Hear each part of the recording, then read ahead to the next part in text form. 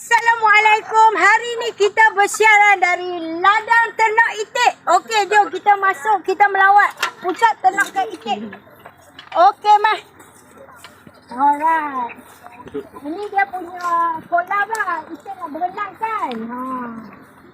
Sekarang kita open order. Siapa yang nak telur itik fresh, boleh DM Kak Fida. Okey. Mai kita Ada tengok. kolam lah. Jom buat terjun. Itik takut. Okey, kita ada sebanyak ni peringkat awal proses dia. Kita dalam proses dia dah start bertelur. Lepas ni boleh DM Kak Fida nak siapa nak beli telur itik. Tengok itik. Tidak. Okey, sini.